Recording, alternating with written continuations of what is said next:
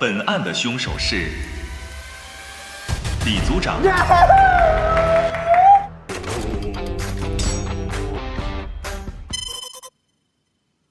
我是本案的凶手李组长，是 AI 园区人人忌惮的小头目。可到头来不过是推能造的一枚棋子。我在推能造的指使下，依托 AI 产品实施感情定制诈骗，大肆敛财。虽然拿到了高额的奖金回报，但慢慢的我开始良心不安。那些受害者也成为我挥之不去的阴影和梦魇。今年3月底开始，我屡次向推能造提出想要离开园区的想法，没想到却反而激怒了他。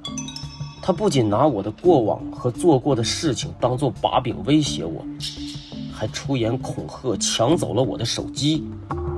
4月6日晚上，我决定放手一搏。他若执意不放我走，我就和他同归于尽。白天我依旧装作日常，逼迫员工干活。晚上21点40分，我看见推能造从安检通道出口往外走，身边没有保安，是动手的好机会，便悄悄尾随跟上。因为通道设计，出口处可以走任意一条通道到达入口。22点，我穿过3号安检通道，来到入口处，正准备开门出去。借着微光看见推能造在一名倒地女子身边徘徊，他看到我，立刻把我驱赶到安检入口区。来这里做什么？我最后一次摊牌，控诉是被他逼迫参与拐骗孩童，不想再作恶。可他却轻描淡写，还要我再帮他去骗一批小孩。随后刷着工牌走进安检通道，既然他不给我生路，那他也别想活。我决定要动手了。我想起前几天我在经过通道出口的时候手串掉了，捡珠子时意外发现一个上锁的盒子，盒面画着安检通道结构图。我仔细研究之后解开了盒子的秘密。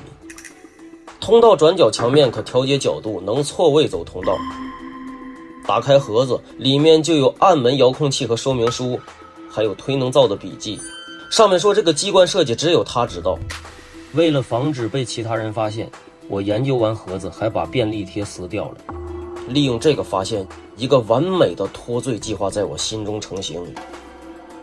因为入口处单人通行只能走1号口，于是我刷卡通过1号口，快步跟进。22点10分，我到了通道出口。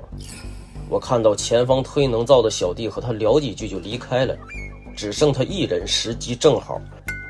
我快步跟上推能造，准备动手。自从提出离开后，我为了自保，身上一直都揣着一瓶迷晕了喷雾。我上前趁其不备，将他迷晕，拖回通道出口区。22点20，我凭借前几天的记忆再次打开盒子，然后拿走了盒子里的遥控器，再把盒子锁上，放回了原处。我按下出口的开门开关，把迷晕的推能造拖到1号通道转角，再用遥控器输入90度，等所有暗门转动后，把它藏进了1号通道后半段的隐蔽空间。我计划等明天6名新员工入职走通道时再杀了他。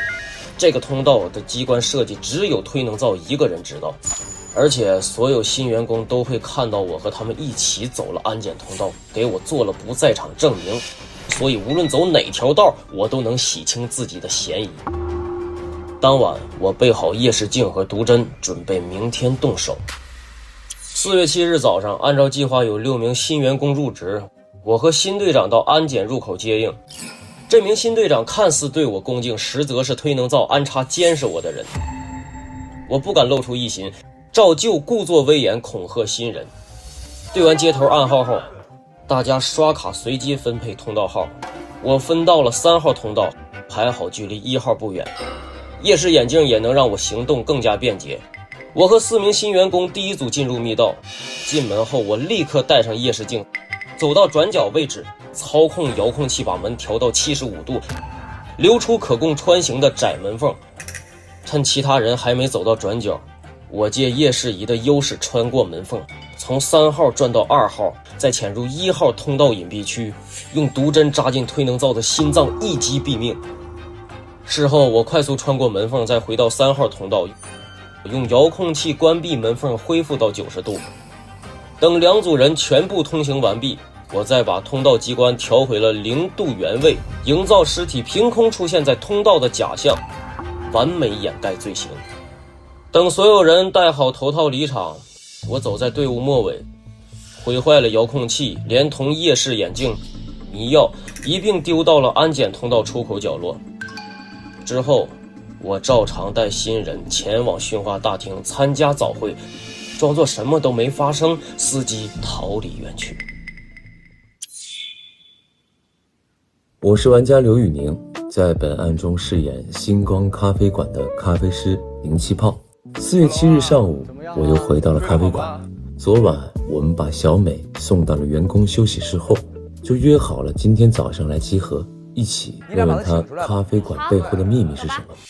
没想到科菲豆和千斤顶在门口守了一夜，却没守住。小美根本不在休息室里。更让我震惊的是，我们在密道里发现了小美的尸体。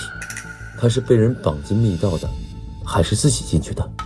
又是谁这么狠心杀害了她？我当下只能有个初步判断，小美的死应该跟我们4个嫌疑人无关。小美不是我们杀的，因为我们都跟她无冤无仇。对。很快，我们在小美身上发现了她留下来的工牌，得知了她是自己主动进入密道的。利用工牌，我们独自走过全黑的安检通道，到了，来到了 AI 园区。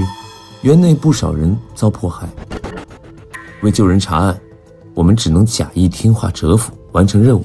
上班台，见发过，不甩手再向前冲。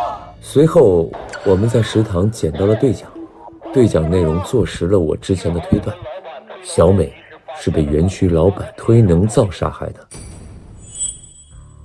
同时，我们还得知了推能造也死了，他的尸体在安检通道里被发现了。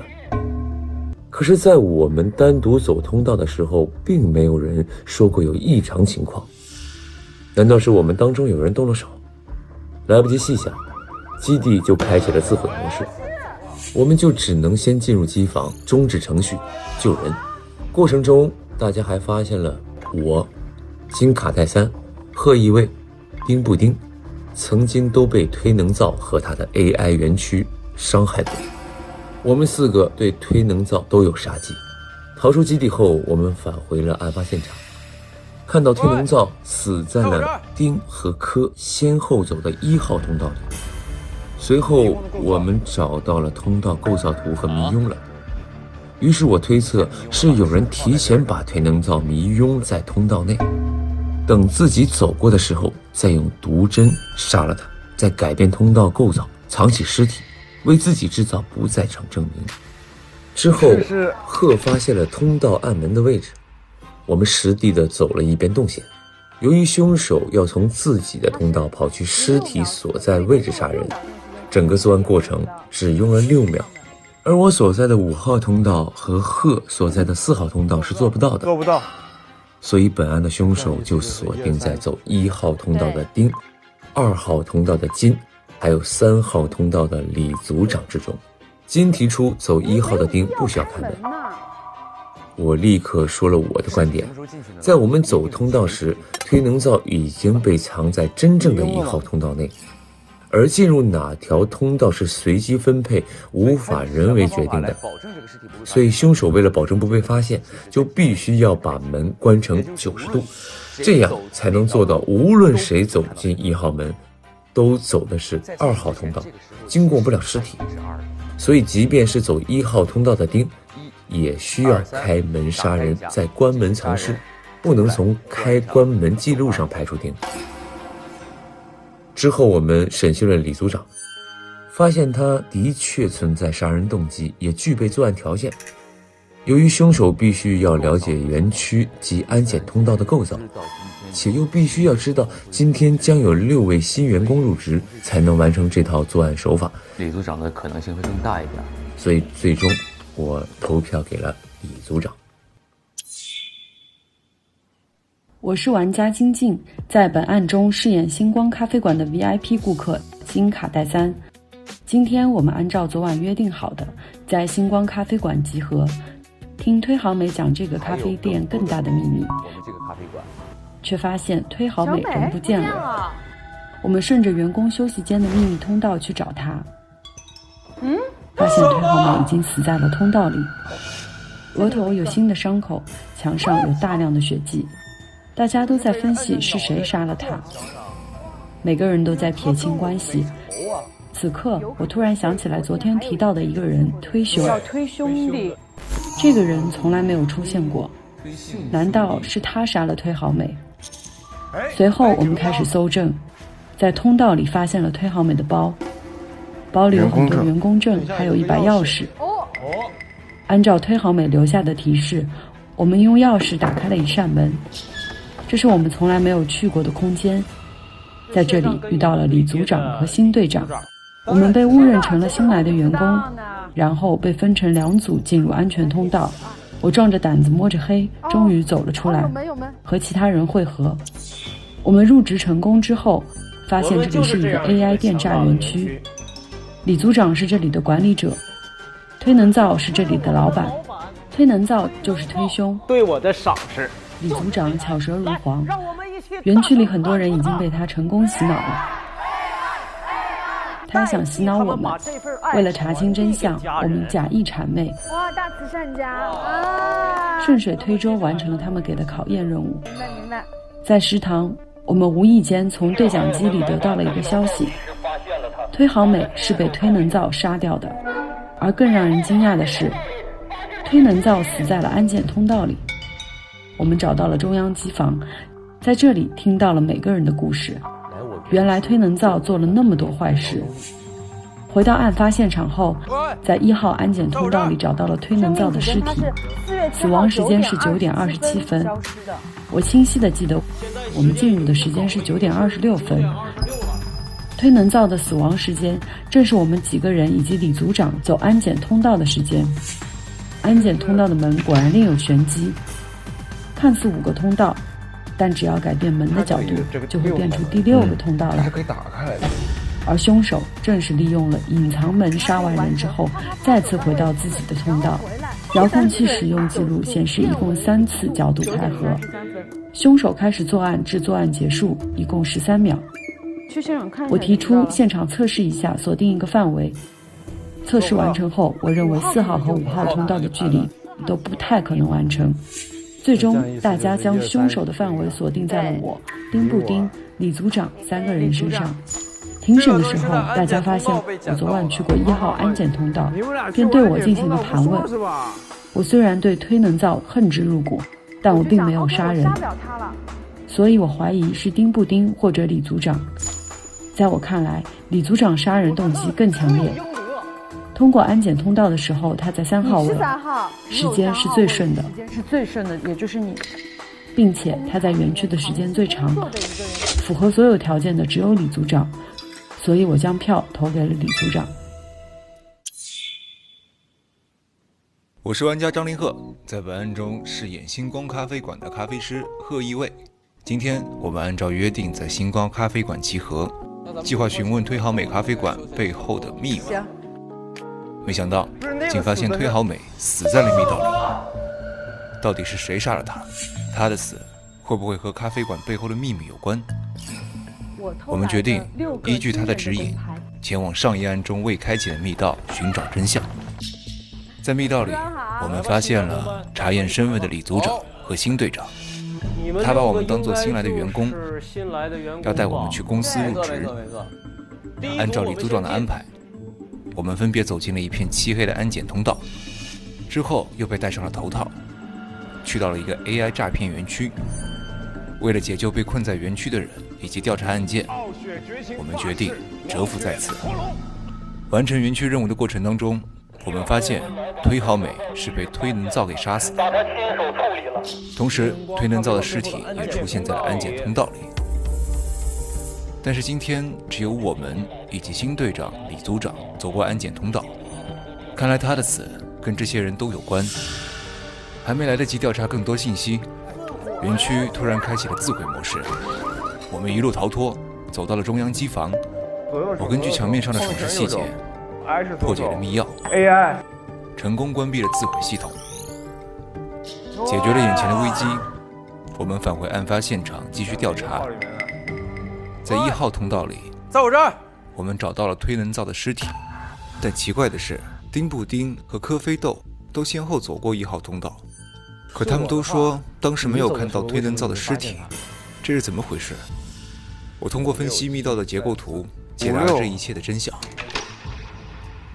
所以凶手就是通过开启隐藏门，穿梭到死者面前将其杀害，然后让原本走1、2、3、4、5通道的人变成走2、3、4、5、6通道，趁机将尸体藏在了1号通道里。怕转过来。而在这个时间点走通道的我们，都成了他的人证，制造了不可能犯罪。之后我们通过还原凶手的杀人路径，发现我和您都没有时间杀害推能造，做不到。凶手只能在丁布丁、金卡戴森和李组长之中。李组长，通过复盘3人的行动路线，我们发现李组长和金卡戴森都去过密道，我去过1号道，所以我是在金和李之间2选1。最后，我认为李组长作为 AI 园区的员工，他知道密道构造，熟悉推能造的可能性更大，他得知道里面的构造，所以我投票给了李组长。我是玩家丁程鑫，在本案中饰演星光咖啡馆的咖啡师丁布丁。昨晚我们在咖啡馆的密道里发现了身受重伤的退好美，她因为虚弱陷入了昏迷，他晕过去了。科菲豆和千斤顶留下来照看她。可在今天上午，我们发现她并不在员工的休息室里，而是死在了密道里。奇怪的是，我们所有人都对他没有动机，那么是谁对他下此毒手呢？在探案的过程中，我们遇到了李组长和辛队长，8人分组摸黑通过安检通道进入了 AI 园区。为了救人查案，我们完成了任务，才能得以吃上饭。食堂里遗留的队长透露了一个信息：园区老板推能造杀了退好美，而他又被人杀死在安检通道里了。我们重返案发现场，发现他是被凶手用毒针刺死，就死在我曾走过的1号通道里。科菲豆质疑我是凶手，我立刻反驳，他在我后面也走了1号通道，为什么没有看到尸体呢？随后我找到了一个木箱子，上面竟然有通道的设计图。我们找到了监控视频，还显示了我竟然是从通道的2号门出来的。怎么我出来的门跟我进入的门不一致呢？是因为每条道的墙壁都有一扇暗门，可以与相邻的通道相连，所以我在走的时候没有看到死者，是因为我走的就是凶手移动暗门后的一个通道。我们都被这个空间的轨迹所迷惑了。我们通过暗门遥控器的记录，发现了凶手是从自己的道穿到死者所在的1号道，然后杀死了他，花了6秒钟。再算上折返的话，一共花了13秒。我们实地的测试了一下，符合这个描述的人，除了我以外，就是2号通道的金卡戴珊和3号通道的李组长。因为李组长毕竟在这里工作，所以很有可能了解安检通道的一个设计，并且也方便去准备作案所需要的物品。而且我觉得他杀人动机最强，最重要的一点是13秒，刚好他能从3号道来1号道杀完人再折返回去，时间刚刚好，基本就不需要那么久的。而且凶手也不会故意拖长时间，否则他很有可能撞到其他人。所以我相信金不会这么的鲁莽，因此我把票投给了李组长。我是玩家周柯宇，在本案中饰演星光咖啡馆的咖啡师科菲豆，也是本案的推探。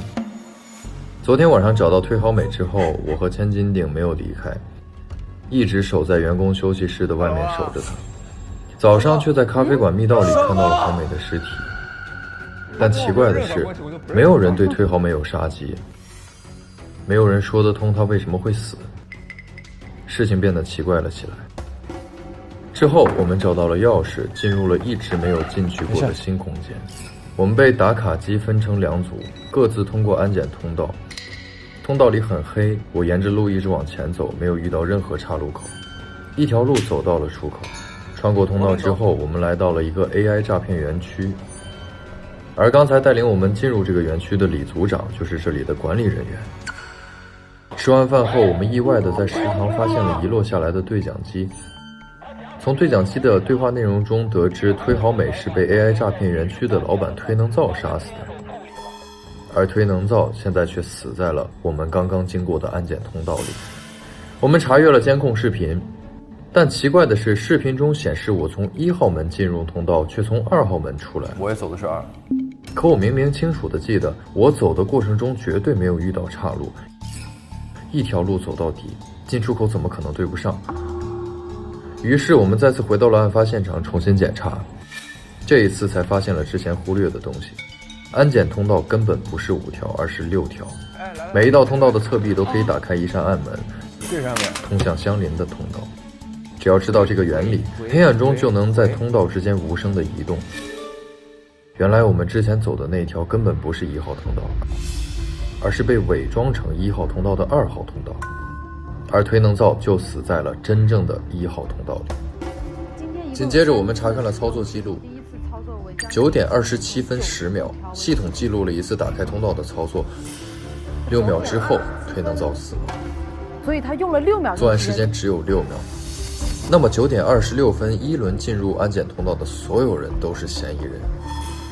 经过现场测试，距离较远的通道可以排除嫌疑。做不到，谁能做到？6秒之内，他们根本来不及完成移动和杀人。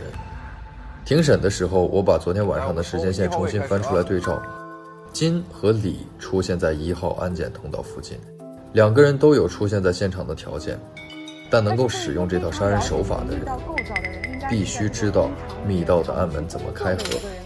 显然，金的杀机产生的更为临时，没有办法事先准备好迷庸了，也较难知道安检通道的结构，所以我投票给了在园区工作很久且动机更为强烈的李组长。李组长，我是玩家孙谦，在本案中饰演星光咖啡馆的甜品师千金顶，同时也是本案的推探。因为推好美受伤了，很虚弱，我和科菲豆在员工休息间门口守着他，但进去找他的时候，却发现他又不见了。我们来到了密道后，发现他已经死在了这里。我们和好美都没有仇，那到底是谁杀害了他呢？通过安检通道，我们来到了咖啡店里隐藏的秘密基地——诈骗园区。我看到这里有很多受伤的人，被迫干着电诈的工作。为了深入调查这里的秘密，我们只能假装工牌上的那几个人，按照李组长的要求完成了一些工作。在电脑资料里，我们找到了宁某某、丁某某、金某某被诈骗成功的案例，或许跟宁气泡、丁不丁、金卡戴珊有关。在食堂用餐时，我们通过对讲得知，原来是这里的老板推能造杀死了郝美，而老板推能造又被发现死在了安检通道里。也就是说，我们单独走安检通道的时候，有人动手杀掉了老板。所以我大胆提出了我的猜想。突然间，食堂响起了安全警报，并且开始坍塌。我看到坍塌处有一条通道可以下楼，下楼后我们就一路逃脱，成功进入了中央机房，并且在这里发现了4名嫌疑人的杀人动机。回到案发现场后，我们发现了1号通道里推能造的尸体。今天只有我们几个人和李组长、新队长来过安检通道。当我们走通道时，并没有发现他的尸体。那凶手是怎么做到的呢？通过进一步的搜证，我们发现原来安检通道还有一条隐藏的6号通道。凶手从开启隐藏门去杀人，再回到自己的通道，一共用了13秒的时间。4号其实也可以排了。我认为4号和5号通道的距离都不太可能完成。那这样意思，最终我们将凶手的范围锁定在丁不丁、金卡戴珊和李组长3人之中。通过证词，我们得知金和李是提前进去过安检通道，并且满足杀人条件的人，所以丁可以减轻嫌疑。从杀人动线时间上来说，李组长是刚好符合13秒的那个人。但我认为从凶手心态上来说，不太可能留下时间的证据，这对他来说太不利了，所以我将票投给了金卡戴珊。在评分卡上为星光咖啡馆这个副本评分，哦，夯爆了。首先呢，我觉得我应该是打满分的。真的？为什么？因为我2案都拿到了金钥匙，我非常满意这个结果。那我就只打50分，因为第1案我没有拿到金钥匙。在副本世界里，你们表面上是星光咖啡馆的员工和顾客，实际身份却是推汪汪科技的 AI 安全研发团队成员。你们以咖啡馆为掩护，用最前沿的 AI 技术默默守护着每一位顾客。咖啡馆定期举办银发防骗课堂，教会老人识别网络诈骗和虚假保健品，与幼儿园合作推广的多重验证接送系统，守护孩子安全。你们用9块9毛9一杯的平价咖啡作为载体，真正推广的却是最实用的 AI 防诈技术。正因如此，星光咖啡成为了推是最受好评的、最火爆的咖啡馆。每位顾客都记住了你们，也记住了那份用科技成为温暖的守护。你们喜欢充满意义的美好人生吗 ？What？ 当然不对了。它完全跟我们经历的是截然不同的故事啊！你们记得吗？上一次也是这样。对啊，会不会是我们改变了？是我们处于的真实游戏世界和他描述的完全是不一样的，也就意味着游戏世界被人篡改了。是的，这是第2次这个发现的线索。是的，是我们第2次回到这个游戏大厅发现的线索。按照的描述，它是100分的话，我们觉得那就是0分了，因为和我们经历的完全不一样。那我们打分是要按照他的描述的，因为他的描述是这样的，但是与实物与描述不符，那就是0分。0分。买家卖家就不一样。那你们打0分，我已经写了100，我不如是负100，怎么样？彻底相反。OK， 这个故事完全就是太伤害人了。写个 NPC 吧。行了，我觉得那就是0分。好了，打分完毕。那我们打完分了，我是0分啊，朋友们。我 NPC， 我是负100啊。那我还算好的了。那我们俩加起来0分。下周起连续2周推门系统修复，每周3、周4 12点副本加更上线。6月24日、25日12点副本加更第1期上线，推门系统突发 bug， 玩家陪看共寻修复线索。7月1日、2日12点副本加更第2期上线，玩家通关挑战，竭力解除推门系统危机。每周2预告抢先看，每周3、周4中午12点 SVIP 副本加更上线，4日中午12点 VIP 更新会员专享。7月8日起，推门第3副本全新解锁上线，与推团继续开启角色冒险。